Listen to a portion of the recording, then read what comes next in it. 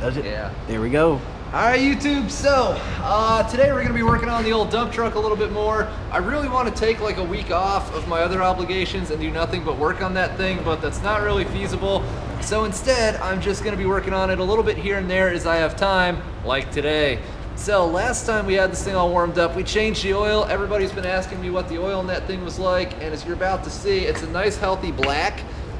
Certainly well used, but there's no oil, or yeah, there's no oil in the oil. There's no coolant in the oil, there's no water in the oil, no weird anything, at least to my knowledge. It looks pretty healthy to me. Oh, it's jiggling. And so what we're gonna do today is hopefully plug up the vacuum leak in it so it'll run decently-ish, and hopefully change the oil in the rear end and transmission so it'll stop making god-awful tank noises. So, that actually wasn't as tight as I thought it would be. Someone said they used to work on these, and they said it sounds like, oh, it can only drain so fast. Oh no, it's coming out too fast. Oh, it's going everywhere. This is so bad. I did not foresee this problem. Oh, I can't even stop the thing. I can't even stop the, oh, this is so bad. Oil everywhere, oil everywhere. This fucking drain pan doesn't work. Why is it clogged? This shouldn't be clogged. It wasn't clogged 2 minutes ago. Oh, oh, get all the paper towels. Get like the carpet out of the house and everything. Oh, we're going to get the paper towel. Let's go, boys.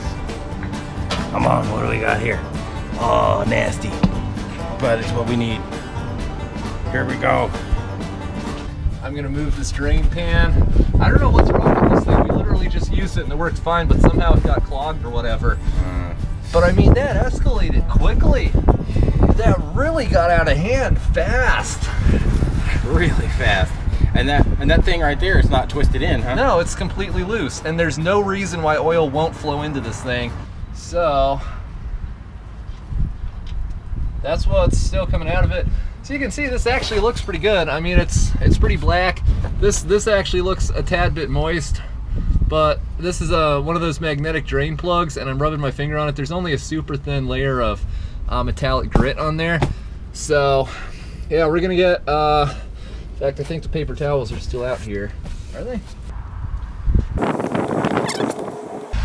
Basically, the first thing I tried to do once we got up here is figure out what's causing the horrific vacuum leak this thing has. It sounds like there's like, I don't know, some kind of mini leaf blower like wedged up under there and it's just going full blast. The vacuum leak is so loud, it's actually hard to hear the engine over it. And a bunch of people told me that on the back of the Edelbrock cardboard eater that we bought and installed in the last video working on this thing, that there's a huge hole where you're supposed to hook up some kind of hose that this older truck evidently doesn't have, and it's supposed to be a threaded hole.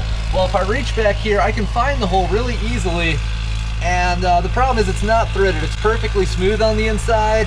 And so I don't know if it's supposed to be threaded and they just didn't thread it or what, but there's definitely a big hole back there. And so what I did is I took a handful of these vacuum caps that I had, and I found one that fits in there almost perfectly.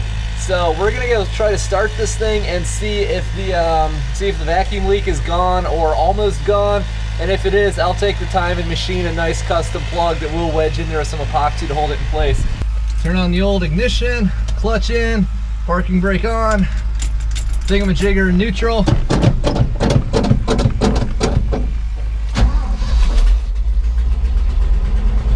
That's like 1,000 times better, YouTube. I don't hear any hissing, and this thing is actually idling. Look at that, foot's not even on the gas. How about that? All right, let's see if we can drop the idle speed down a little bit and see what happens. Also, before we go mess with that carburetor, this thing still goes, this pedal still goes like straight to the floor, but we actually do have quite a bit more brake pressure now.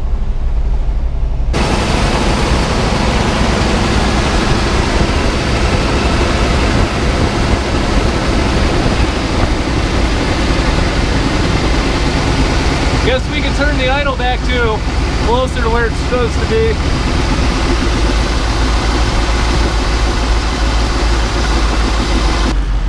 It's quiet, it's smooth.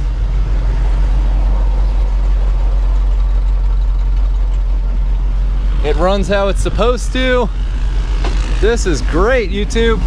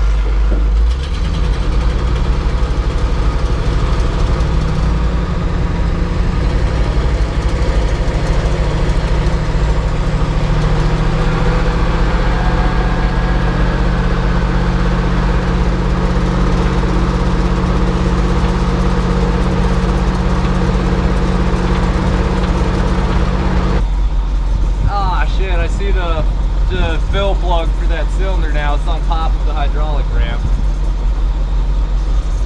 Yeah, well, that's one mystery solved. Well, let me climb under it first. What could go wrong? Oh yeah! Oh yeah, felt good. Yeah. All right. I'm gonna try and drive this thing and see if the brakes pick up a little.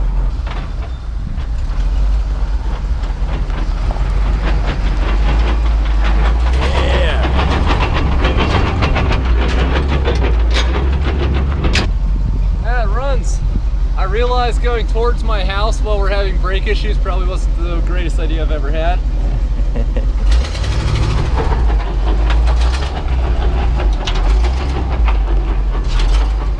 This thing actually idles now. This is the best this has run the entire time I've owned it. That's awesome. It's idling at probably like 600 RPMs right now. I mean, it's pretty low. Alright, so we had a couple spare hours this afternoon and we managed to change the oil in the back of this and find and fix the vacuum leak, at least fix it for now. We'll end up making a proper plug for that since, like I said, it's not tapped, so we can't just run something in there. But yeah, this was pretty productive. I think the issue with the clanking that makes this thing sound like you're driving like a T55 when you move it is this rear axle. It's got a 2-speed rear axle, so this is the high-low rear end. There's a little switch by the shifter knob, that little red switch there. And a number of people have said they claim to know about this type of system, which I guess they do. I don't know, that's the downside of internet advice, but I've had a number of people who seem pretty confident about what they're saying. Say the issue is the motor that switches this rear end from high to low is sticking, so it's like halfway in high or halfway in low, and it's pretty much just stuck there. Today when I drove it, I moved the switch up by the shifter knob into its other position. It didn't seem to make any difference. So I don't know if I can find a simple, replacement motor somewhere. I looked at the wires earlier, they look fine. I don't see a loose one or a cut one or anything. So that's probably gonna be what's coming up next. And so yeah, next time we'll probably mess with that. And ideally change the oil in the transmission if we get around to it, and hopefully have a proper plug made up. So thanks for watching.